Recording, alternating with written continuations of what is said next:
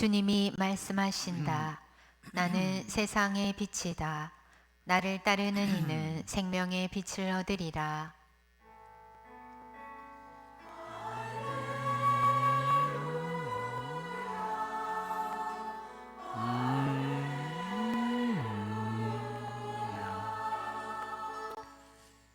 주님께서 여러분과 함께 또한 사제의 영과 함께 루카가 전한 거룩한 복음입니다. 주님 영광 받으소서.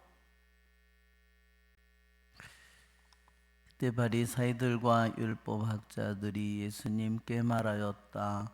요한의 제자들은 자주 단식하며 기도를 하고 바리사이의 제자들도 그렇게 하는데 당신의 제자들은 먹고 마시기만 하는군요. 예수님께서 그들에게 이르셨다. 혼인잔치 손님들이 신랑과 함께 있는 동안에 단식을 할 수야 없지 않느냐. 그러나 그들이 신랑을 빼앗길 날이 올 것이다. 그때는 그들도 단식할 것이다. 예수님께서는 그들에게 또 비유를 말씀하셨다. 안무도 새 옷에서 조각을 찢어내어 헌 옷에 대고 꿰매지 않는다. 그렇게 하면 새 옷을 찢을 뿐만 아니라 새 옷에서 찢어낸 조각이 헌 옷에 어울리지도 않을 것이다. 또한 아무도 새 포도주를 헌 가죽 부대에 담지 않는다. 그렇게 하면 새 포도주가 부대를 터뜨려 포도주는 쏟아지고 부대도 버리게 된다. 새 포도주는 새 부대에 담아야 한다. 묵은 포도주를 마시던 사람은 새 포도주를 원하지 않는다. 사실 그런 사람은 묵은 것이 좋다고 말한다. 주님의 말씀입니다. 그리스도님 참여합니다. 앉으십시오. 아멘. 참 예수님,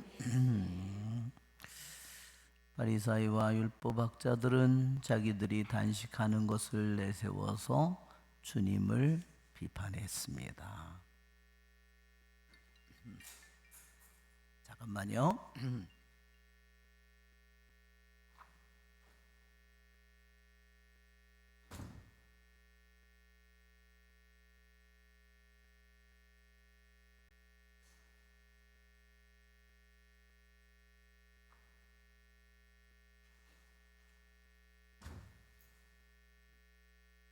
강화 포도집에서 연락이 왔습니다.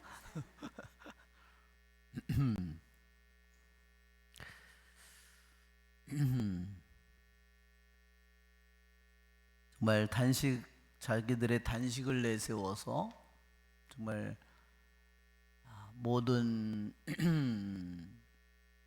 것의 창조주이신 하느님을 단죄했다는 것은 우리들이 정말로 우리들이 남을 심판하고 단죄를 하는 것을 얼마나 조심해야 되는가. 한편으로 자기네들은 단식을 했지만 케어 묻는다면 그들의 속에 더 교묘한 많은 악들이 그들에게 숨어 있었습니다. 주님께서는 혼인잔치라는 말씀을 하셨고 신랑이라는 말씀을 하셨습니다.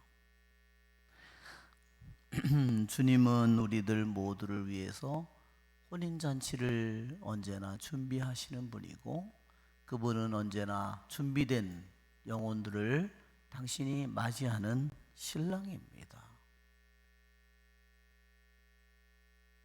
어떤 사람은 주님 앞에 종인 사람이 있고 어떤 사람은 더 주님을 사랑하면 그분의 벗이 되고 더 그분을 사랑한다면 신부의 둘놀이도 되고 더 주님을 사랑한다면 신랑의 신부가 되는 겁니다. 우리들의 영혼의 모습에 따라서 우리들의 영혼이 정화될수록 우리들의 믿음과 희망과 사랑이 커질수록 우리는 점점 이와 같은 모습으로 변해가는 겁니다. 어떤 사람은 그냥 일꾼이에요. 그냥 그분에게서 돈을 받는 일꾼입니다. 사꾼이죠. 내가 이만큼 했는데 당신도 뭐 이만큼 줘야지 이러는 거죠. 그렇지만 그런 사람은 그분의 벗이 되기에는, 그분의 신부가 되기에는 너무나 부족한 영혼입니다. 오늘 독서의 말씀에 바오로 사도는 고린토인들에게 보낸 편지에서 이렇게 말했습니다. 내가 여러분에게 심판을 받든지 세상 법정에서 심판을 받든지 나에게는 조금도 문제가 되지 않습니다.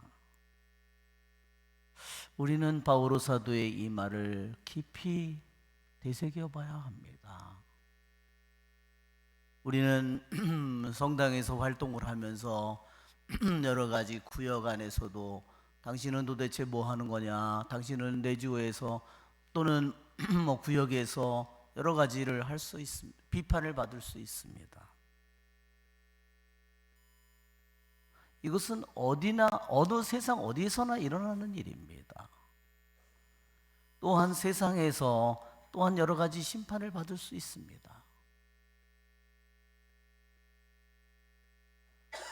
그러나 바오로 사도는 그러한 사람들에게 심판을 받든지 세상 법정에서 심판을 받든지 자에게는 조금도 문제가 되지 않는다고 했습니다.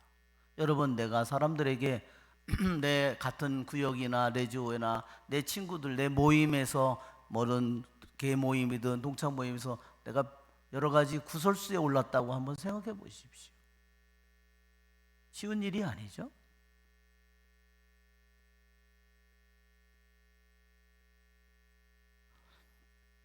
더군다나 법정에 쓴다면 더욱더 문제가 되겠죠. 그런데 어떻게 바오로 사도는 조금도 문제가 되지 않는다고 했을까요? 여러분, 내가 자기가 중심인 사람은 내가 왜 이런 소리를 들어야 돼? 왜 내가 이런 그따위 거지 같은 소리를 내가 들어야 돼? 성당 안 다니면 그 말이지. 이렇습니다. 내가 왜 예수님 믿으면서 내가 왜 이런 소리를 들어야 돼? 네. 냉담을 하거나 성당을 오지 않습니다. 여러분, 얼마나 교만한 영혼인지 보십시오. 자기가 중심이 되어 있는 영혼은 사소하고 자그마한 일에도 실패합니다. 자기가 어떠한 일을 맡지 않으면 그러한 자기의 그릇이 어떤 사람인지 알지를 못합니다. 내가 조그만한 이런 비판도 견디지 못하는, 정말로 내가 얼마나 내가 이기적이고 자기의 요만한 울타리 조금이라도 건드리면 난리가 나는 겁니다. 여러분, 강아지 새끼가 자기 주인인데도 밥그릇을 건드리면 어떻게 하죠? 이러죠? 예, 그게 똑같습니다. 그 강아지 새끼 모습이나 우리 모습이나 내 영혼의 모습이, 내 자신의 모습을 우리들은 제 자신을 잘 살펴야 됩니다. 거기에서 그 모든 일들이 헛된 일들이 아닙니다. 그 일들을 통해서 공동체 안에서 자기의 참된 모습이 드러나는 겁니다. 자기의 숨겨진 모습이 드러나는 거예요. 조금 더 남의 비판과 세상의 비판과 그것을 견딜 수 없는 사람임을 보여주는 겁니다. 어떻게 해야 그 사람이 변화해야 될까요? 자기를 완전히 하느님께 맡기지 않는 사람은, 하느님에게 완전히 자기의 뜻을 내놓고 굴복하지 않는 영혼은 사소하고 천한 일에도 실패한다. 왜? 자기가 아주 강하게 살아있잖아요.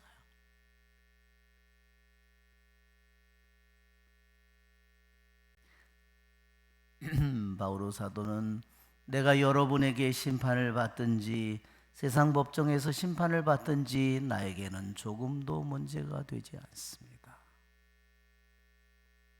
여러분, 바오로 사도가 얼마나 사람들에게 구설수에 올랐을까? 자기의 친구들, 동료들, 회당에 있는 사람들, 자기를 동족들, 수많은, 그렇죠? 로마의 법정에서, 그렇죠?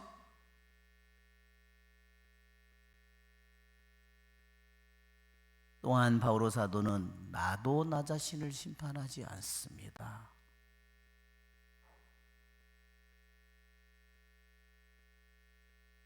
또한 그렇다고 자기가 무죄를 선고받았다는 말은 아니라고 했습니다.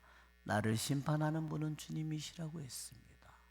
그는 참으로 주님을 믿고 주님이 그에게 모든 것이기 때문에 자기가 심판을 받든지 자기가 어떤 처벌을 받든지 주님이 알아주든지 안 알아주든지 세상 사람들에게 친구들에게 버림을 받든지 세상 법정에 서든지 그는 또한 로마 법정에 서든지 그는 그것을 두려워하지 않습니다.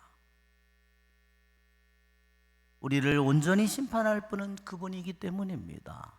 우리의 어둠 속에 내 마음 속에 무엇이 들어있는지 그분만이 알고 계시기 때문에 그러기에 바오로 사도는 모든 것을 그분에게 맡기고 그분이 자신의 전부이기 때문에 세상이 친구가 법정이 어떤 심판을 하든지 두려워하지 않습니다. 우리의 좋으신 주님을 찬미합시다. 성찬절례를 시작합니다. 봉헌성가 106번입니다.